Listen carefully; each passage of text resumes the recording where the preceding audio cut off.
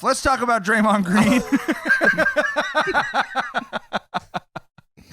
Obviously, Draymond's back. Very excited that he's signed the multi-year extension with the Volume. Glad that he's going to be back on the court soon. All that good stuff. But the quote that everyone really seized on from his podcast about the return was that he had contemplated retirement and that Adam Silver had talked him out of it. I've listened to the whole pod, Jackson, great job. But I do feel like people are like slightly taking the quote out of context. But it is also a truly nuts thing to say when like literally the only thing anyone has asked you to do is stop like punching and stomping on people. So what was your guys' thought to, obviously Twitter had a fucking field day with that shit. What was your guys' thoughts about Draymond's comments about, it all being maybe a little bit too much for him? Twitter had a blast with that shit. But, like you said, in the whole context of it, I can see the frustration with Draymond. Maybe he's like, maybe this sport brings out a side of me that I just can't keep having to reckon with. You know what I mean? Like maybe that was the angle he was shooting for there. I don't think the internet's running with it like, oh man, he's just mad because he can't beat motherfuckers up no more. And it's a little more nuanced, a little more deeper than that, right? Like I think he was coming to the point of, okay, I've won 4 championships. I've been in this league for over 10 years. I've accomplished everything I want to accomplish, and somehow this sport, my competitive juices, it brings out a side of me that I don't like, and maybe it was time for him to walk away from that. So I completely understood that. For me, that's kind of what I was talking about prior, where like when a person like him starts losing, how do you deal with that? You know what I mean? And it seems like, being on the other side of the championship, warriors, the warriors that became what they were, you know what I mean? Like it's been really difficult for them, not fighting for championships, getting your ass fucking whooped. Y'all aren't good.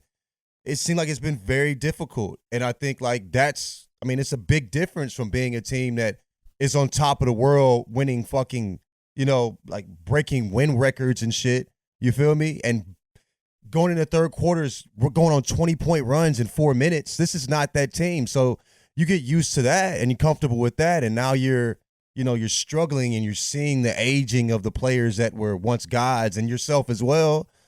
I mean, it might be a lot to deal with, man. Yeah. Like going to being a bully to getting bullied. That's a rough, let me show these niggas that they might can whoop my ass on this court, but not like they think they can. I still got these hands for them. You know what I'm saying? I can kind of see where, why he would how you get to that point. I think something we've discussed on this podcast before, but something Conan O'Brien said on his pod that I really changed the way I thought about a lot of this is any top level athlete or actor or musician or anyone that you see has to be insane because otherwise they would have quit, right? Like otherwise they would have quit halfway through having this success. Draymond Green has earned $177 million in his career in the National Basketball Association. If any of us had $177 million that we'd made over the last decade and someone said, hey, we really need you to do this element of self-improvement, I mean, what's my response to that? I don't need to self-improve anything. I have $177 million. I won NBA championships. I'm good, and I think that's the thing we talk about. I was a 6'7" rim protector, right? Like, you know what I mean? Like what the fuck you telling me I need to improve on? Right. I mean, we got to think about like, bro, if there's a way to become a first ballot Hall of Famer, he took the absolute hardest fucking route. Right. You know what I mean? Right. He took the zombie mode route to be a first ballot Hall of Famer. There's particular crazy to decide you're going to sign up and be that good at what he was good at. Right. And now we expect him to just shed all that crazy it took to be good at what he did to get to where he is. That's difficult, man. Yeah. That's difficult. I can see that. But I think that's the thing, right? Like when you had $70 million and 2 NBA championships, that would have been it. Like for a person with a normal mentality, that would have been a good time to retire for sure. Like all of these stops on the way, it would have made sense to stop. If you're talking to a therapist, right? Like if you're talking to someone that cares about your mental well-being, being a pro athlete, probably not what they would suggest that you do. But So like you guys, I understood what he was saying. But also, I do understand why the aggregators aggregated the way that they had to. It's just like, Yeah. come on, bro. You're not.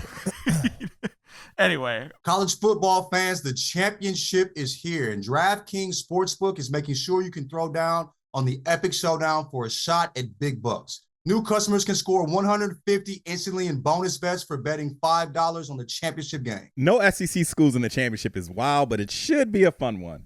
On DraftKings right now, Michigan is a 4.5-point favorite, and the over-under is set at 55.5. Download the app now and use code Jenkins, Jenkins. New customers can score $150 instantly in bonus bets for betting just $5 on college football. Only on DraftKings Sportsbook with code Jenkins. The crown is yours.